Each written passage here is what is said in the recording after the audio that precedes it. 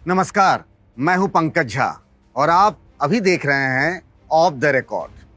वैसे तो चर्चा बजट की होनी चाहिए, लेकिन चर्चा इस बात की भी हो रही है कि किसान आंदोलन का आगे अब क्या होगा। हालांकि बजट में भी किसानों का ख्याल रखे जाने का दावा किया जा रहा है। हम बात शुरू करें उससे पहले प्रधानमंत्री नरेंद्र मोदी के 2 बयानों को जोड़कर देखना चाहिए। मैं खुद उस वक्त बनारस में था, जिसे वाराणसी भी कहते हैं। किसान आंदोलन तब शुरू ही हुआ था और प्रधानमंत्री मोदी ने कहा था कि हमें छल से नहीं, गंगा जल से काम करना चाहिए। यानी काम करने के तरीके के बारे में। छल की जब वो बात कह रहे थे तब उनका कहीं न कहीं इशारा विपक्ष की तरफ था।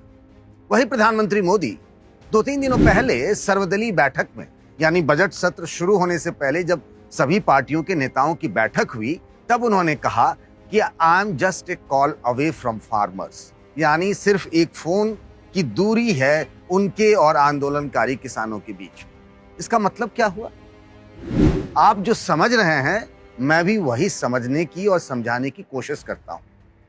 जब तक बात हरियाणा और पंजाब तक था, किसान आंदोलन का रिश्ता और नाता वहां तक था, तब तक तो बात ठीक थी। ऐसा लग रहा था कि सरकार भी अपने रवैये पर अड़ी हुई है और किसान भी। हालांकि बातचीत का दौर तो जारी था दोनों ही तरफ से, और कह भी दिया गया था सरकार की तरफ से कि हम 1.5 साल तक इस नए तीनों कानून को स्थगित रख रहे हैं, जिस पर किसान नेता अड़े हुए थे कि नहीं, पूरा का पूरा कानून आप रद्द करिए। लेकिन जब एक नया पता आ गया किसान आंदोलन का, सिंघू बॉर्डर और टिकरी बॉर्डर के अलावा जब गाजीपुर की जो बॉर्डर है वो आया लाइमलाइट में, मीडिया में हेडलाइन बन गया, तब प्रधानमंत्री की चिंता बढ़ी, क्योंकि मामला यूपी का था।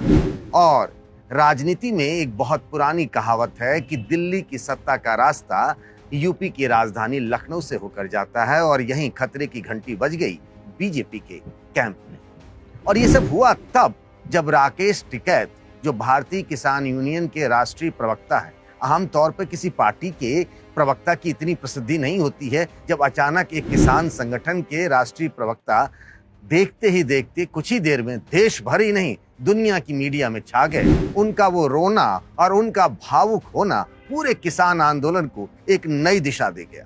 और अब देखिए, आप इसकी आलोचना करिए, कुछ लोग आलोचना कर रहे हैं, कुछ लोग उसके समर्थन में हैं, लेकिन जो सच है वो सच ही रहता है। सच का कोई दूसरा स्वरूप नहीं होता है। आप देखिए, जितने भी नेता हैं विपक्ष के, वो आने लगे गाजीपुर बॉर्डर पे। वो अभय चौटाला हों, या फिर शिरोमणि अकाली दल के प्रकाश सिंह बादल हों, कांग्रेस के दीपेंद्र हुड्डा हों, आम आदमी पार्टी के संजय सिंह हों, या फिर आरएलडी के जयंत चौधरी हों, सारे नेताओं की चौकड़ी बैठने लगी राकेश टिकैत की। राकेश टिकैत देखते ही देखते ना किसान आंदोलन की धुरी बन गए, जिसके चारों तरफ विपक्ष के नेता मंडराने लगे।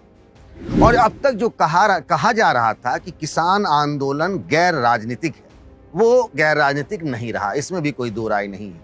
सबने राकेश टिकैत के साथ गाजीपुर बॉर्डर पर जो मंच बना हुआ किसानों का, उसको साझा किया, सबने समर्थन की बात कही। बात यहीं खत्म नहीं हुई। मैं लेकर चलता हूं आपको मुजफ्फरनगर। मुजफ्फरनगर, जिसका नाम दंगों के बाद पूरी देश और दुनिया ने देखा।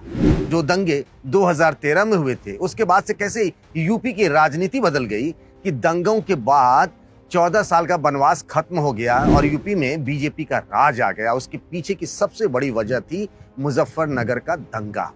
और वहीं से कह सकते हैं कि राष्ट्रीय राजनीति में मोदी को भी एक चुनावी टॉनिक भी मिला।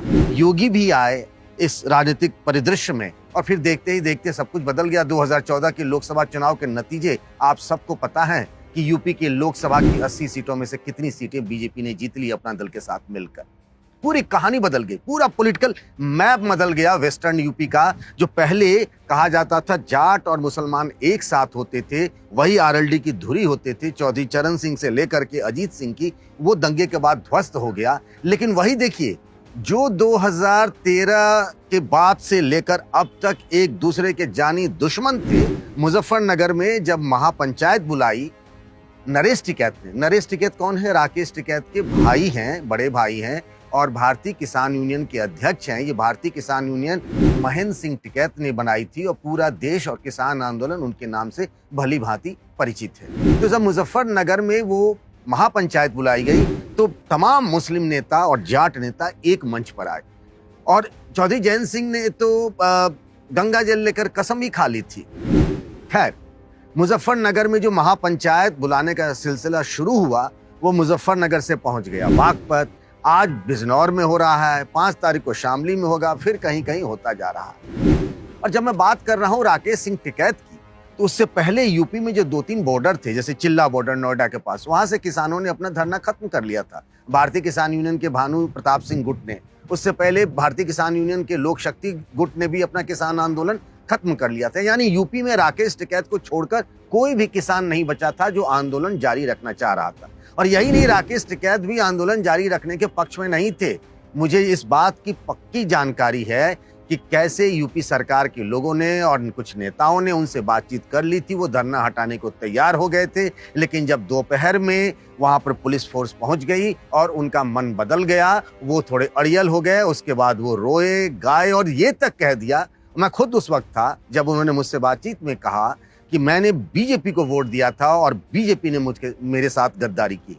और इस वीडियो के वायरल होते होते आप देखिए ना, हरियाणा, पंजाब और गाजीपुर बॉर्डर पर इंटरनेट सेवाएं बंद कर दी गई, लेकिन हरियाणा और पंजाब में ये बहुत पॉपुलर हो गए। हरियाणा में तो जाटों के एक नए नेता के तौर पर उभर गए राकेश टिकैत, और इसीलिए तो दीपेंद्र हुड्डा और चौटाला तक को गाजीपुर बॉर्डर की परिक्रमा करनी पड़ी। बात अब यही खत्म नहीं होती है। जिस बीजेपी को लग रहा था कि किसान आंदोलन से यूपी में बहुत ज्यादा फर्क पड़ने वाला नहीं है, अब धीरे धीरे हालात और राजनीतिक समीकरण बदल रहे हैं। और बीजेपी की वो नेता जो खास तौर से जाट हैं, बिरादरी के हैं, वो बहुत परेशान हैं, क्योंकि कुछ ही महीनों बाद यानी अप्रैल और मई के महीने में यूपी में पंचायत के चुनाव होने वाले हैं और वहां बहुत सारे लोकल नेता अपनी अपनी किस्मत आजमाते हैं। आप ये भी जानते होंगे कि अगले साल की शुरुआत में यानी 2022 में यूपी में विधानसभा के चुनाव होने हैं।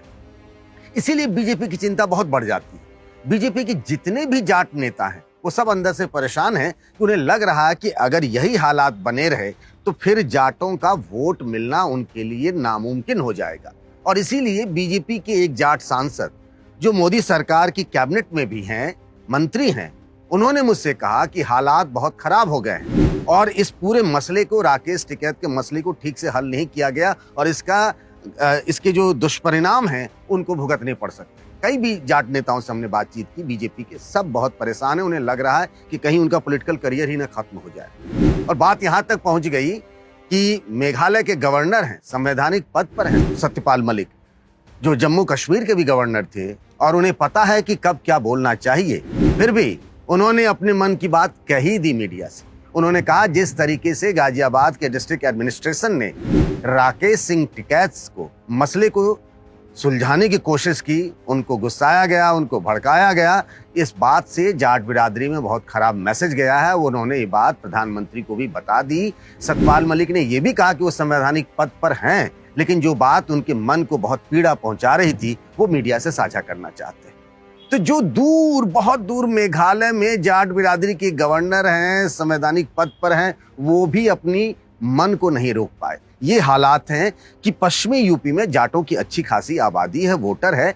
और देखिए कि यही 2019 के चुनाव में मुजफ्फरनगर में आरएलडी के अध्यक्ष थे चौधरी अजीत सिंह, चुनाव लड़ रहे थे लोकसभा का, और बीएसपी सपा का गठबंधन और आरएलडी का गठबंधन था, दोनों विपक्षी पार्टियों का समर्थन था। इसके बावजूद भी आरएलडी के अध्यक्ष चौधरी अजीत सिंह चुनाव हार गए संजीव बालियान से। लेकिन अब बदले हुए हालात में लग रहा है बीजेपी की जाट नेताओं को कि हालात खराब हो सकते हैं। तो एक तरीके से प्रधानमंत्री की चिंता इसी बात को लेकर के है कि एक बार अगर माहौल खराब होने लगेगा तो फिर वो कहां जाकर ठहरेगा, ये बताना बहुत मुश्किल काम है।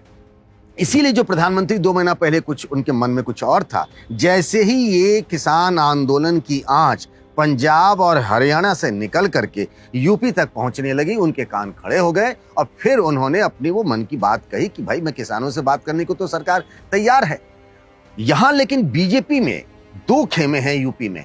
एक को लगता है कि इस आंदोलन को, राकेश सिंह टिकैत के आंदोलन को सख्ती से निपटना चाहिए, एक मैसेज जाएगा। उनको यह भी लगता है कि अगर जाट मुसलमान के साथ गए तो गैर जाट जो दूसरी बिरादरी है पश्चिमी यूपी में, जैसे सैनी हो गया, शाक्य हो गए, आपको बताऊं कश्यप हो गए, इन सब की गोलबंदी होगी तो उन्हें फायदा हो सकता है। ऐसा मुझे उस इलाके के कई सांसदों ने बताया कि इसका फायदा हो सकता है। लेकिन अगर जाट नेताओं से बात करें तो वो कहते हैं कि नहीं, इसके नतीजे बहुत खराब हो सकते हैं। और अगर यूपी में बीजेपी गड़बड़ाई या डगमगाई तो फिर इस डगमगाने से, बीजेपी के कमजोर होने से मोदी पर भी फर्क पड़ता है। अगले साल यूपी में विधानसभा के चुनाव हैं, यहाँ पंचायत के चुनाव होने हैं।